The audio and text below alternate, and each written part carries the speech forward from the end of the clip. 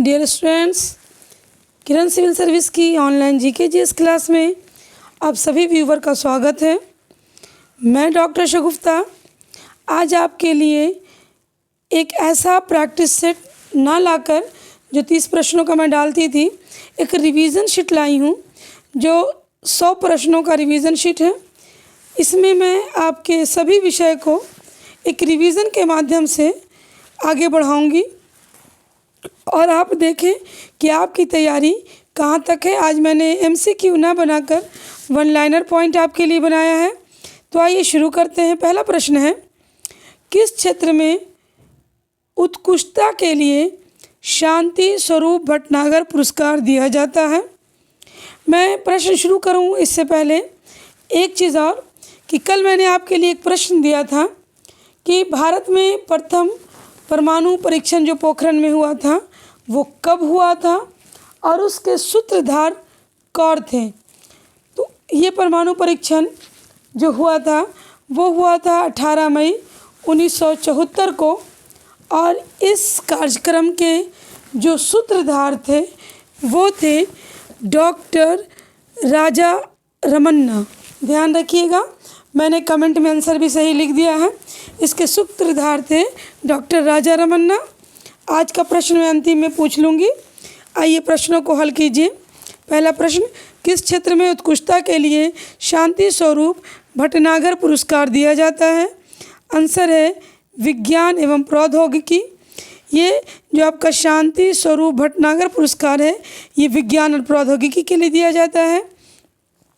हमारा दूसरा प्रश्न है, हिंदी में लिखी गई प्रसिद्ध पुस्तक राग दरबारी किसने लिखी है? राग दरबारी पुस्तक का नाम ध्यान दीजिएगा, राग दरबारी। इसके लेखक कौन है? तो यहाँ आपका उत्तर है श्रीलाल शुक्ल। अगर आपको इसका पीडीएफ चाहिए तो हमारे टेलीग्राम पेज पर किरण सिविल सर्विस पर जाकर पीडीएफ में डाल दूँगी, देख लीजिएगा। हिंदी में लिखी गई प्रसिद्ध पुस्तक राग दरबारी श्रीलाल शुक्ल की है। विलास वस्तुओं में क्रय के लिए बैंकों द्वारा किस प्रकार का ऋण दिया जाता है? यहाँ बात ये देखिएगा कि बात किसकी हो रही है, विलास वस्तुओं। तो इसके लिए जो ऋण दिया जाता है उसे कहते हैं उपभोग ऋण। क्या कहते हैं? उपभोग ऋण। सुश्री हेली थोनिंग शिमडट किस देश की पहली महिला प्रधानमंत्री हैं? नाम देखिएगा, सुश्री हेली थोनिंग शिमडट। तो ये पहली महिला प्रधानमंत्री हैं डेनमार्क की। कहाँ की है? डेनमार्क। पुस्तक last man in the tower, पुस्तक का नाम है last man in the tower. इस पुस्तक के लेखक कौन हैं? तो आंसर देखिएगा, अरविंद अडिगा। अरविंद अडिगा। यूनेस्को ने निम्नलिखित में से किस दिन को अंतर्राष्ट्रीय साक्षरता दिवस घोषित किया था? यूनेस्को के द्वारा अंतर्राष्ट्रीय साक्षरता दिवस कब घोषित किया गया है? तो ये मनाया जाता है 8 सितंबर को। अगला प्रश्न है, प्रादेशिक सेना में एमएस धोनी को कौन सी मानद पदवी दी गई है? जो प्रादेशिक सेना है इसमें क्रिकेट खिलाड़ी एमएस धोनी की पदवी क्या है? तो पदवी आपसे पूछ रहा है तो आंसर हो जाएगा लेफ्टिनेंट कर्नल। खिलाड़ियों को ऐसी उपाधियां दी जाती हैं तो ये लेफ्टिनेंट कर्नल की उपाधि है। भारत में खुदरा ऋण का सर्वाधिक प्रतिशत किसका है? किसका पूछ रहा है? खुदरा ऋण का प्रतिशत पूछ रहा है तो ये आवास ऋण का है। सबसे ज़्यादा प्रतिशत किसका है? आवास ऋण का। प्रसिद्ध रशियन क्लासिक पुस्तक दी मदर, पुस्तक का नाम क्या है? दी मदर। ये रशियन भाषा में लिखी गई क्लासिक पुस्तक है। इसके लेखक कौन है?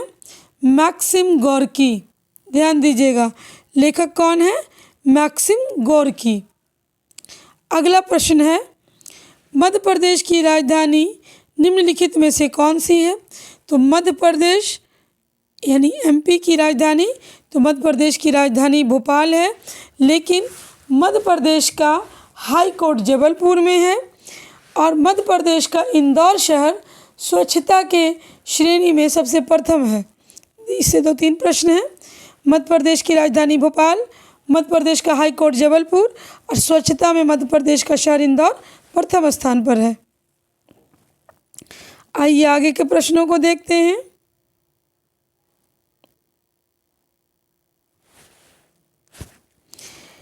सूचना की उस सबसे छोटी इकाई को क्या कहते हैं जिसे कंप्यूटर समझ व प्रोसेस कर सकते हैं। क्वेश्चन यहाँ पे कंप्यूटर का है कि सूचना की वह छोटी इकाई जिसे कंप्यूटर समझ व प्रोसेस कर सकता है उसे क्या कहते हैं, तो उसे बिट कहते हैं। क्या कहते हैं? बिट। अगला प्रश्न है, मॉनिटर के डिस्प्ले आकार को कैसे मापा जाता है। मॉनिटर जो स्क्रीन होता है जिस पर हम कोई भी चीज़ जब इनपुट करते हैं तो उसका आउटपुट प्राप्त होता है, जिसे हम डिस्प्ले कह सकते हैं। तो इसको मापा जाता है डायगोनली से। किससे? डायगोनली से। प्रिंटर, कीबोर्ड, मॉडेम, ये सब क्या है? ये सब कंप्यूटर का एक्सटर्नल डिवाइस है और इन सब का जो डिवाइस का एक समूह है वो क्या कहलाता है? तो पेरिफेरल्स। इन्हें क्या कहते हैं? पेरिफेरल्स। ये सब एक्सटर्नल डिवाइस हैं जो कंप्यूटर में बाहर से हम लोग ऐड करते हैं। मॉडेम के द्वारा हम लोग नेट कनेक्ट करते हैं, कीबोर्ड के द्वारा हम लोग कोई भी डेटा को एंट्री करते हैं, प्रिंटर के द्वारा हम कोई आउटपुट प्राप्त करते हैं। यहाँ पे कंप्यूटर के 3-4 प्रश्न हैं। सूचना को 2 मानक बटनों के बीच स्थित व्हील का क्या प्रयोग होता है? माउस में एक व्हील होता है बीच में और उसके दोनों तरफ बटन होते हैं। इन दोनों बटनों का माउस में क्या प्रयोग है? तो स्क्रॉल करना। क्या प्रयोग है माउस के?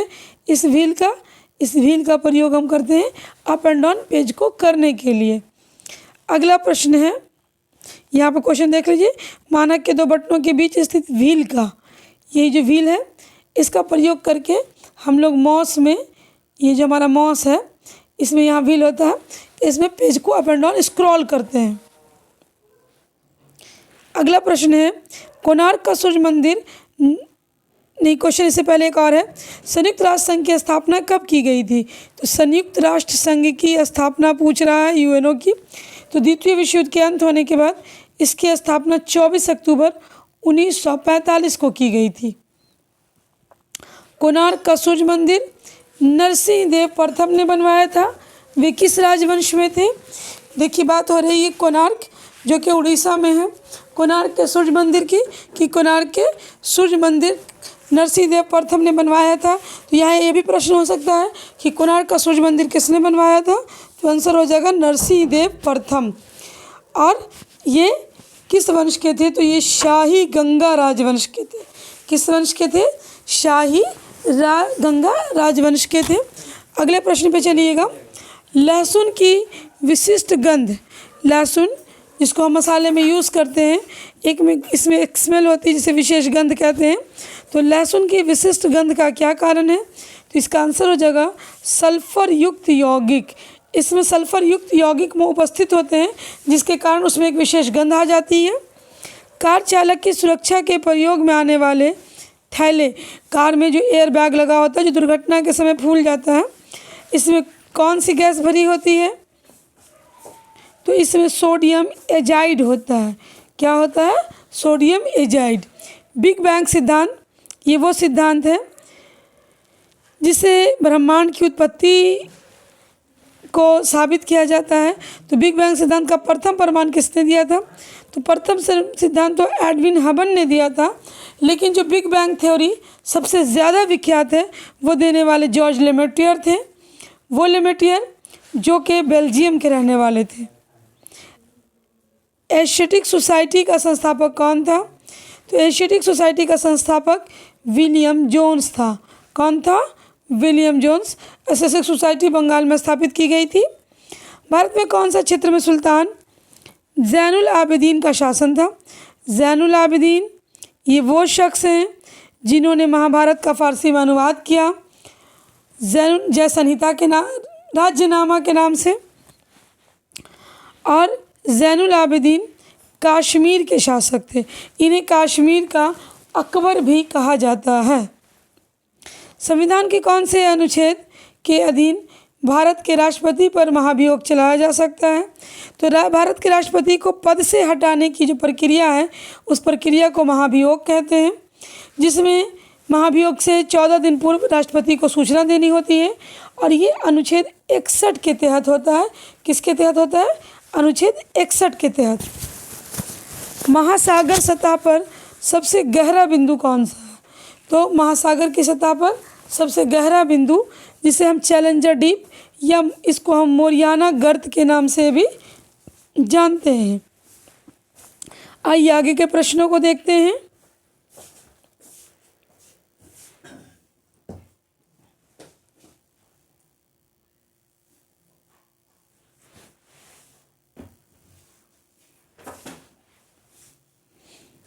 प्रश्न है,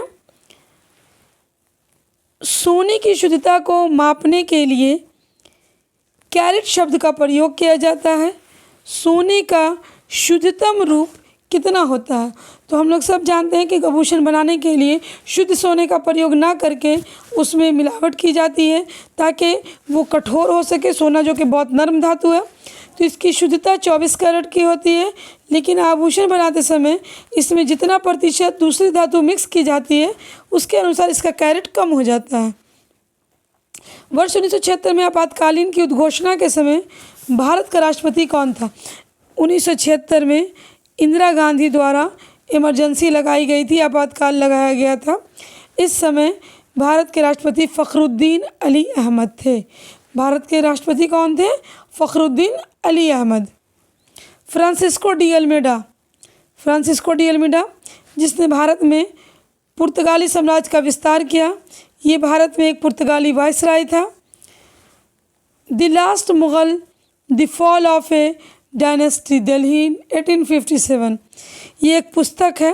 पुस्तक का नाम है the last Mughal, the fall of A dynasty, एक वंश का अंत, दिल्ली 1857। इस पुस्तक के लेखक थे, अंग्रेज़ थे। इनका नाम था विलियम डैलरिम्पल, विलियम डैलरिम्पल।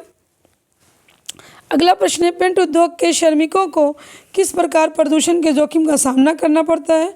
यानी कि जो भी पेंट से लगे हुए हैं, जहाँ पेंट का निर्माण होता है फैक्ट्री में, तो उनके मज़दूरों को सबसे ज़्यादा किस चीज़ का ख़तरा होता है? तो पेंट में क्योंकि शीशा का प्रयोग होता है तो इन्हें सबसे ज़्यादा शीशा प्रदूषण का खतरा बना रहता है। बीड़ी लपेटने वाले अच्छादान के रूप में प्रयोग आने वाले पत्ते किससे प्राप्त होते हैं? तो बीड़ी लपेटने वाले जो पत्ते होते हैं, जिसे बीड़ी का तंबाकू लपेटा जाता है, उसे तेंदू का पत्ता कहते हैं। वो तेंदू नामक वृक्ष से प्राप्त होता है। To a hunger free world पुस्तक के लेखक कौन है? तो टू ए हंगर ये एक पुस्तक है और इसके लेखक हैं M.S. स्वामीनाथन। इसके लेखक कौन है? M.S. स्वामीनाथन। पुस्तक का नाम है टू हंगर फ्री वर्ल्ड। 1962 के भारत चीन युद्ध के दौरान भारत के रक्षा मंत्री कौन थे? 1962 फर्स्ट टाइम भारत चाइना युद्ध। इस समय भारत के रक्षा मंत्री V.K. कृष्ण मेनन थे। कौन थे? V.K. कृष्ण मेनन। अगला प्रश्न है, कोर्टेस जनरल निम्नलिखित देशों में से किसकी पार्लियामेंट है? जैसे हमारे यहाँ संसद भवन है, लोकसभा और राज्यसभा। इसी तरह अमेरिका में जो सेनेट है उसे कांग्रेस कहा जाता है। ईरान में मजलिस कहा जाता है। तो क्वार्टर जनरल्स कहाँ हैं? कहाँ की संसद को क्वार्टर जनरल कहते हैं? तो आंसर हो जाएगा स्पेन। स्पेन की संसद को क्वार्टर जनरल कहा जाता है। पृथ्वी के तल से तुल्यकाली उपग्रह की ऊंचाई लगभग कितनी है? पृथ्वी के तल से तुल्यकाली उपग्रह, तो इसकी ऊंचाई लगभग 35,000 किलोमीटर है। कितनी है? 35,000 किलोमीटर। प्रश्न है, भारत में शून्य संप्रत्यय साहित्य दशमलव प्रणाली की खोज कौन से राजवंश के दौरान हुई? भारत में शून्य के संप्रत्यय सहित दशमिक संख्यात्मक प्रणाली की खोज कौन से राजवंश के दौरान हुई? तो आपका आंसर है गुप्तों के काल में हुई थी। ये खोज किसके काल में हुई थी? गुप्तों के काल में हुई थी। अगला प्रश्न है, किसी लकड़ी की बनी पुरानी मूर्ति की आयु किसका प्रयोग करके जानी जा सकती है? तो लकड़ी या किसी भी जीव जंतु के अवशेष की आयु ज्ञात करने के लिए हम लोग कार्बन 14 पद्धति का प्रयोग करते हैं, तो इसे कार्बन काल निर्धारण पद्धति कहते हैं। कौन सा एक विटामिन अमरूद में प्रचुरता में मिलता है? अमरूद एक फल है और हमारे सेहत के लिए बहुत लाभदायक भी है। इसमें विटामिन सी होता है। ध्यान रखिएगा कि अमरूद में कौन सा विटामिन मिलेगा? Vitamin C. और लकड़ी की आयु हम कार्बन 14 पद्धति से ज्ञात करते हैं। कॉन्क्वेस्ट ऑफ सेल्फ पुस्तक का नाम है। कॉन्क्वेस्ट ऑफ सेल्फ पुस्तक के लेखक कौन हैं? इस पुस्तक के लेखक महात्मा गांधी हैं। भारत के संविधान की किस अनुसूची में वित्तीय सूचियां हैं जो संघ और राज्य के बीच शक्तियों का विभाजन करती हैं? संविधान में अनुसूची पूछ रहा है जो सेंट्रल और गवर्नमेंट, तो वो अनुसूचियां जिसमें संघ सूची, राज्य सूची और समवर्ती सूची आती है, ये 7वीं अनुसूची में आता है। किस में आता है? 7वीं अनुसूची में। एशियाई खेल 2014 में कहाँ होंगे? तो 2014 में होंगे नहीं, हुए थे। तो 2014 में एशियाई खेलों का आयोजन इंचियोन में किया गया था। कहाँ किया गया था? इंचियोन में। चलिए आगे बढ़ते हैं प्रश्नों के लेकर हम।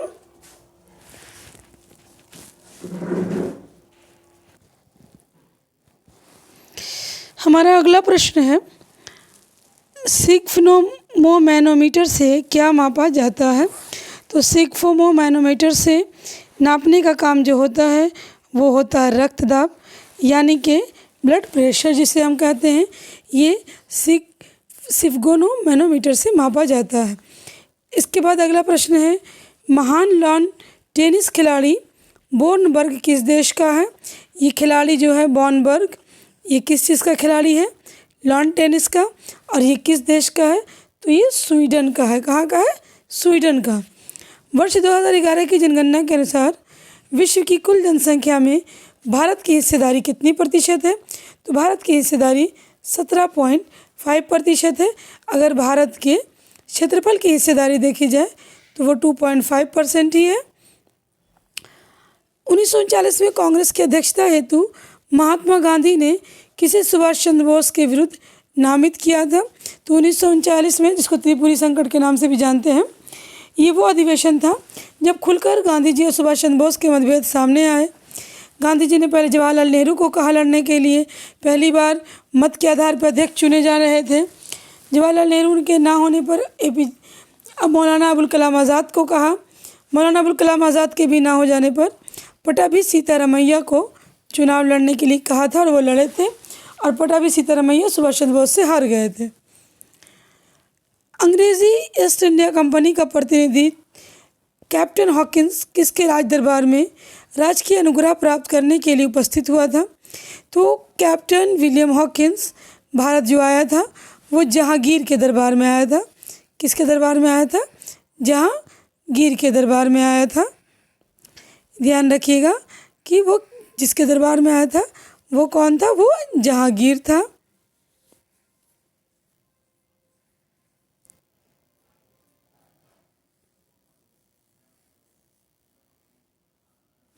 अगला प्रश्न देखिएगा, भारत में 1946 में लॉर्ड वेवेल ने किसको अंतिम सरकार गठित करने के लिए आमंत्रित किया? तो अंतिम सरकार जो कैबिनेट का गठन हुआ था, इसमें जवाहरलाल नेहरू प्रधानमंत्री थे और इन्हीं को आमंत्रित किया गया था।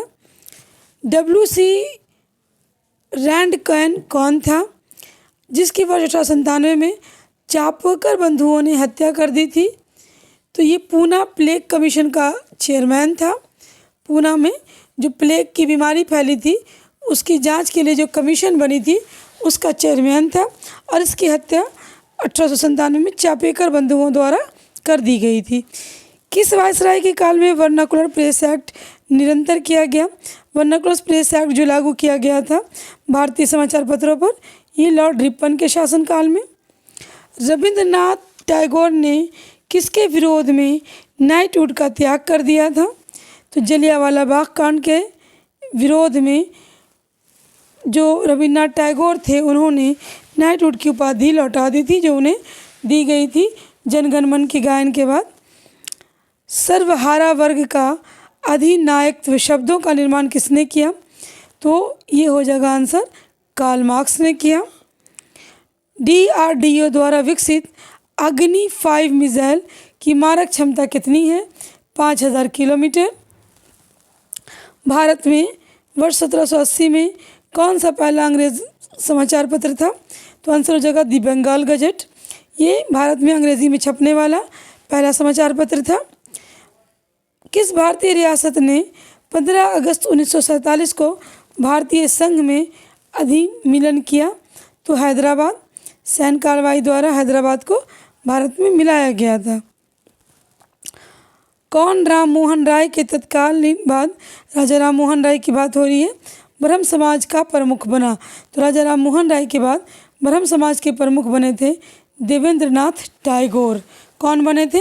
देवेंद्रनाथ टैगोर। अगला प्रश्न है,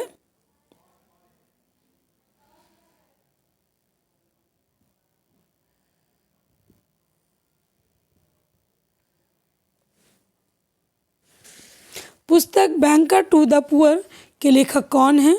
बुक है जिसका नाम है बैंकर टू द पुअर। इसके लेखक हैं मोहम्मद यूनुस। मानव शरीर में किस ग्रंथि में आयोडीन संग्रहित होता है? तो ये हमारी थायराइड ग्रंथि में होता है, जिस आयोडीन की कमी से घेंघा नामक रोग भी होता है। National institute of ocean technology कहाँ स्थित है? ओशन टेक्नोलॉजी जो कि समुद्री अध्ययन के लिए बनाया गया है, ये चेन्नई में है। जनगणना 2011 के अनुसार भारत में प्रति 1000 पुरुषों पर महिलाओं की संख्या तो 940 महिलाएं प्रति पुरुष हैं, जो संख्या बढ़ चुकी है, लेकिन क्योंकि 2011 के बाद अभी कोई दूसरी जनगणना नहीं हुई है, इसलिए अभी हम लोग 2011 की जनगणना को काउंट कर रहे हैं। विश्व में कपास का सर्वाधिक कृषि क्षेत्र किस देश में है? तो भारत में है। कपास की खेती में इसका प्रमाण सबसे पहले हमको सिंधु सभ्यता से मिलता है। तो क्वेश्चन अगर दे देगा कि कपास की खेती का पहला प्रमाण कहाँ से मिलता है, तो हड़प्पा सभ्यता से। हमारे सामने विद्यमान सभी मामलों में कृषि मामला सबसे पहले आता है। यह कथन किसका है? जवाहरलाल नेहरू का। ये एक कथन है कि जितने भी मामले हैं इनमें कृषि का मामला सबसे पहले आता है, ये जवाहरलाल नेहरू ने कहा था। अजलान शाह हॉकी टूर्नामेंट की मेज़बानी कौन सा देश करता है? तो ये जो अजलान शाह हॉकी टूर्नामेंट है इसकी मेज़बानी मलेशिया करता है। ब्लैक बॉक्स रिकॉर्डर का आविष्कार किसने किया? ब्लैक बॉक्स ये हवाई जहाज़ में होता है, इसके आविष्कारक डेविड वारेन हैं। अमृतसर की संधि किसके और महाराजा रंजीत सिंह के बीच हुई थी? महाराजा रंजीत सिंह सिखों के अंतिम राजा, तो ये लॉर्ड मिंटो के शासनकाल में हुई थी। भारत के संविधान के अनुच्छेद 371 के संदर्भ में कौन निम्नलिखित में से किस राज्य का राज्यपाल राज्य की कानून व्यवस्था के विषय में विशेष उत्तरदायित्व रखता है? तो 371 के तहत विशेष राज्य का दर्जा नागालैंड को मिला हुआ है। जिस तरह से 370 के तहत पहले जम्मू कश्मीर के पास था, परंतु अब जम्मू कश्मीर जो कि एक राज्य नहीं रहा, तो 370 वहाँ से समाप्त हो जाता है, लेकिन 371 नागालैंड में आज भी लागू है। राजभाषा विभाग किस मंत्रालय के अधीन आता है? तो राजभाषा विभाग गृह मंत्रालय के अधीन आता है। कुन्नूर का पर्वतीय स्टेशन किस राज्य में स्थित है? तो तमिलनाडु में स्थित है। किस में स्थित है? तमिलनाडु में स्थित है। नेक्स्ट क्वेश्चन है, किस राज्य में रंगनाथिट्टू पक्षी अभयारण्य स्थित है? रंगनाथिट्टू पक्षी अभयारण्य कर्नाटक में है। यहाँ देख सकते हैं, आंसर है आपका कर्नाटक। अगला प्रश्न है, किसके कारण कुहासा होता है? तो कुहासा का कारण होता है संघनन। संघनन के कारण ही कोहरा लगता है, जिसे हम कुहासा कहते हैं। अगला प्रश्न है, भारत के किस एक राज्य में कुल भूक्षेत्र का अधिकतम वन क्षेत्र है? तो भारत में सबसे अधिक क्षेत्रफल के अकॉर्डिंग अगर देखें तो कुल क्षेत्रफल के हिसाब से अरुणाचल प्रदेश में सबसे अधिक वन क्षेत्र है। किस नदी के किनारे नासिक शहर स्थित है? तो नासिक जो कि महाराष्ट्र में है और ये गोदावरी के किनारे स्थित है। स्वतंत्र भारत के चौथे राष्ट्रपति कौन थे? तो चौथे राष्ट्रपति, जो कि सबसे अधिक आयु के राष्ट्रपति भी हैं, वीवी गिरी थे। किस वर्ष भारत में सूचना का अधिकार अधिनियम प्रभावी हुआ? तो राइट टू इन्फॉर्मेशन एक्ट, जिसे हम कहते हैं आरटीआई, सूचना का अधिकार, इसी को आरटीआई भी कहा जाता है, ये प्रभावी हुआ था 2005 से। किस भारतीय राज्य को पोलो खेल का उद्गम माना जाता है? तो पोलो, जो पोलो खेल है, जो घोड़े पे बैठकर खेला जाता है, हॉकी स्टिक की तरह उसकी स्टिक होती है, ये मणिपुर से शुरू होता है। किस उच्च न्यायालय द्वारा भारत में बंद आयोजित करने को पहली बार अवैध घोषित किया गया था? तो जो भारत बंद बुलाई जाती है, इसे अवैध घोषित किया था सबसे पहले केरल उच्च न्यायालय ने। योजना आयोग का प्रथम अध्यक्ष, तो योजना आयोग का अध्यक्ष हमेशा प्रधानमंत्री होता है और पहली बार योजना आयोग 1951 में गठित हुआ। वर्तमान में तो योजना आयोग का नाम बदलकर नीति आयोग हो गया है। तो जब 1951 में हुआ तो इस समय थे हमारे प्रधानमंत्री पंडित जवाहरलाल नेहरू और वही योजना आयोग के पहले अध्यक्ष बने। उत्तर पूर्वी रेलवे का मुख्यालय कहाँ है? तो उत्तर पूर्वी रेलवे का मुख्यालय गोरखपुर है, उत्तर प्रदेश में। भारतीय राष्ट्रीय कांग्रेस की स्थापना के समय कौन भारत का वायसराय था? तो जब भारतीय राष्ट्रीय कांग्रेस की स्थापना 1885 में ए.ओ. ह्यूम द्वारा की गई, इस समय वायसराय लॉर्ड डफरिन थे। किसके कारण मरीचिका की परिघटना होती है? ये अंतरिक्ष में घटने वाली एक घटना है जो प्रकाश के संपूर्ण आंतरिक परिवर्तन के कारण होती है, परावर्तन के कारण होती है। मानव शरीर में मलेरिया किस जीव के कारण होता है? तो मलेरिया के लिए मच्छर उत्तरदायी है और मच्छर में भी कौन मच्छर? मादा एनफ्लूएंजा मच्छर। हमेशा याद रखिएगा, मलेरिया का वाहक मादा एनफ्लूएंजा मच्छर है। अगला प्रश्न है, व्यायाम के दौरान मानव शरीर में पसीना आना किस प्रक्रिया का होना इंगित करता है? प्रश्न देखिएगा, व्यायाम के दौरान मानव शरीर में पसीना आना किस प्रक्रिया का होना इंगित करता है? तो आपका आंसर हो जाएगा प्रासरण नियमन। किसके कारण दूध दही में परिवर्तित होता है? तो दूध का दही में बनना लैक्टोबैसिलस नामक जीवाणु के कारण होता है। तो इसका आंसर यहाँ जीवाणु है। अगर जीवाणु का नाम दे दे तो लैक्टोबैसिलस। मानव हृदय का कौन सा प्रकोष्ठ पूर्णतः ऑक्सीजनीकृत रक्त को महाधमनी में और वहाँ से पूरे शरीर में भेजता है? तो ये इसे हम वाम निलय या बायां निलय भी कहते हैं। हमारे हृदय में 4 कोष्ठ होते हैं, 2 निलय होते हैं और 2 अलिंद होते हैं। तो ये ऑक्सीजन रक्त को महाधमनी की ओर भेजने का काम वाम निलय करता है। निलय से शुद्ध रक्त बाहर आता है जिसमें ऑक्सीजन घुला होता है और अलिंद में अशुद्ध रक्त प्रवेश करता है। संयुक्त राज्य अमेरिका में किसने थियोसॉफिकल सोसाइटी की स्थापना की? तो यहाँ आंसर हो जाएगा मैडम ब्लावत्स्की, मदम ब्लावत्स्की। 1866 में दादा भाई नौरोजी ने किस शहर में ईस्ट इंडिया एसोसिएशन की स्थापना की थी? किसने की थी? दादा भाई नौरोजी ने। भारतीय अर्थव्यवस्था का पहला आकलन भी इन्होंने ही पेश किया था अपनी पुस्तक the poverty and un British rule in India में। तो इन्होंने ये लंदन में की थी स्थापित। कहाँ की थी? लंदन में। भारत का प्रथम गवर्नर जनरल कौन था? तो भारत का प्रथम governor general Lord William Bentinck था। हालांकि जब भारत में गवर्नर जनरल की पद्धति आई थी तो उस समय भारत में 1773 में बंगाल, मद्रास और बम्बई 3 प्रेसिडेंसियाँ थीं। तीनों में गवर्नर होते थे। तो उस समय बंगाल के गवर्नर को ही गवर्नर जनरल बना दिया गया। तो वो 73 के एक्ट के तहत बनने वाले पहले व्यक्ति वॉरेन हेस्टिंग थे। लेकिन जब भारत के लिए प्रथम गवर्नर जनरल आए वो थे लॉर्ड विलियम बेंटिक।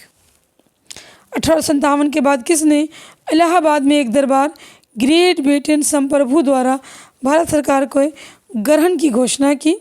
तो ये थे लॉर्ड कैनिंग। कौन थे?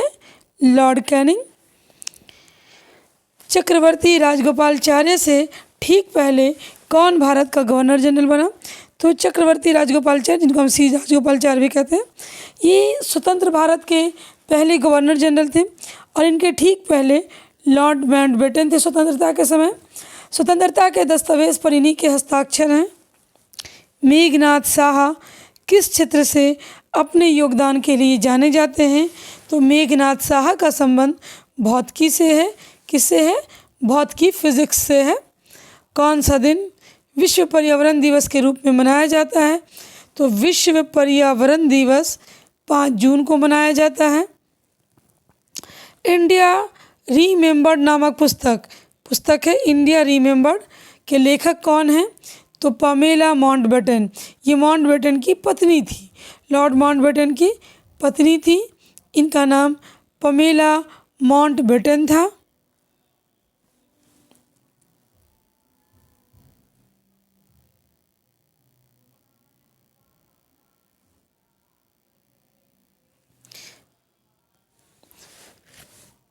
अगला प्रश्न है, सरकरिया आयोग किसके अध्ययन के लिए गठित किया गया था?